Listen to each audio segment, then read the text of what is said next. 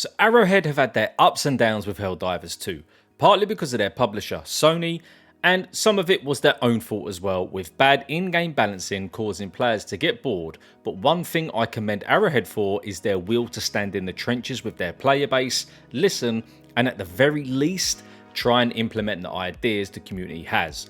They are very open on social media and really play along with the players, and continue to set the standards for live service developers. Before we carry on though, hit the like button if you enjoyed the video, and if gaming news and updates are your thing, subscribe to the channel as well. So after a strong showing at the Game Awards and picking an award up for the best ongoing game, Arrowhead announced the new update, Omens of Tyranny, which has gone down a treat with the much anticipated Illuminate finally showing up along with new gear and weapons to earn.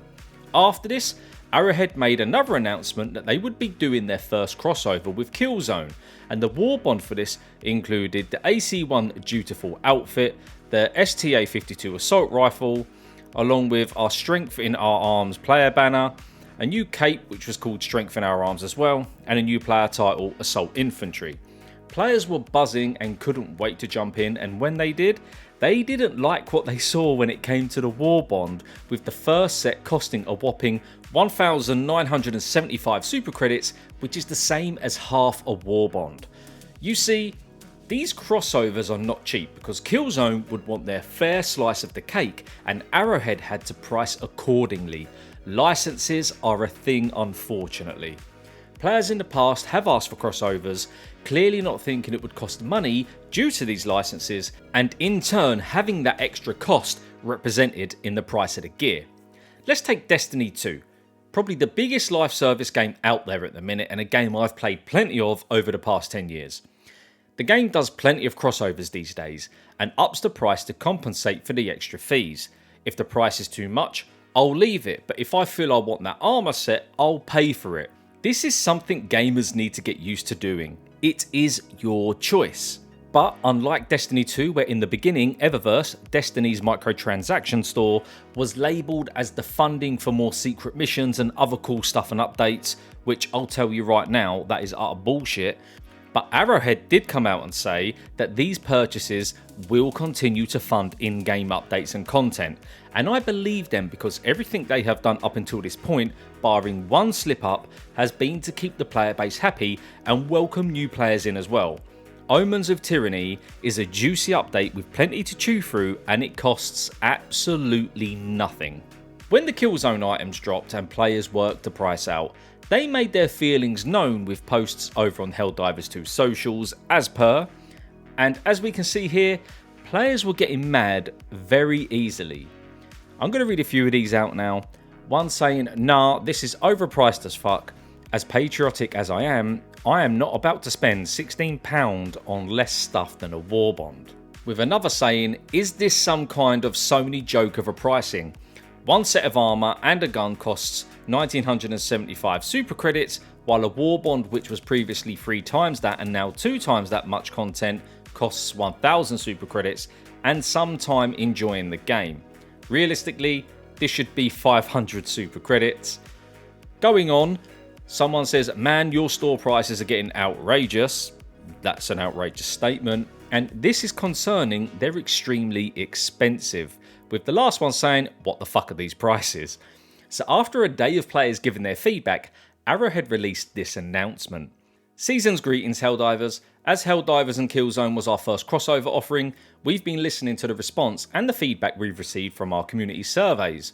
Because of all this, in partnership with our friends at Guerrilla, and as we're in the season of holiday cheer, we've decided to offer a gift to all players.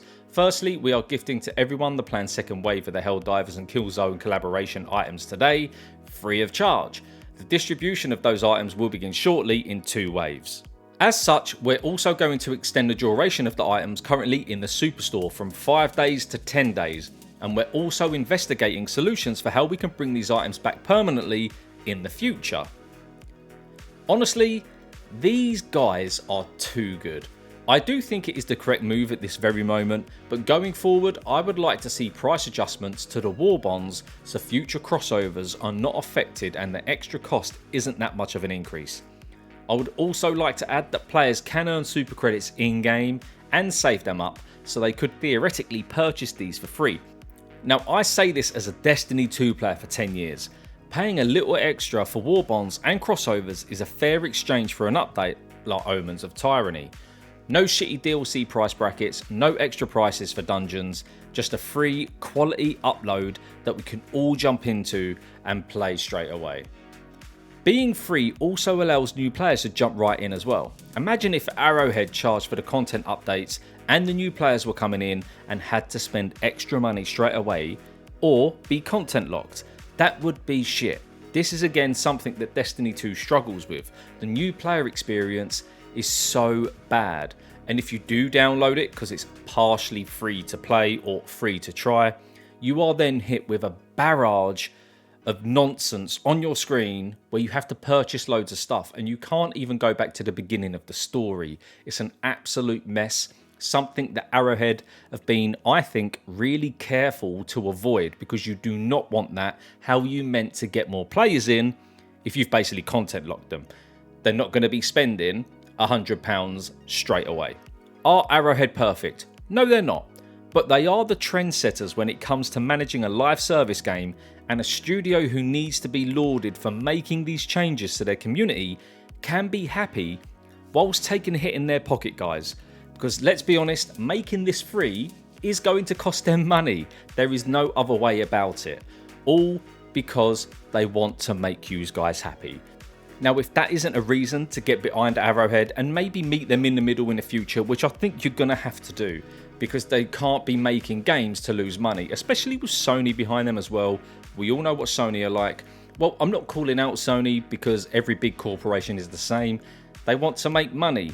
I know the games are personal to us, but to the big wigs sitting at the top, it's not personal at all. All it is about getting as much money from us as possible. And unfortunately, that is how business works. Arrowhead are going to have to rethink this. For me, I will go by what I said in the video just a minute ago. That is, I would raise the price of the basic Warbond. So when they do these collaborations, because hopefully they do keep doing them, because I do think they're cool. When they raise the price for that, there's not that much of a difference. But I think that is a fair price to pay to get continued free updates like the Omens of Tyranny. But I'm intrigued to know if you agree with me, disagree with me, or you've got a totally different take at all. But sound off down in the comments below, guys. It's always good to engage and have a chat and share each other's opinions. But guys, that is the end of the video. If you have enjoyed it, please hit the like button because it helps the channel and this video out massively. And if you haven't already, hit that subscribe button as well for more gaming news and updates. And as always, take care and I'll see you in the next video.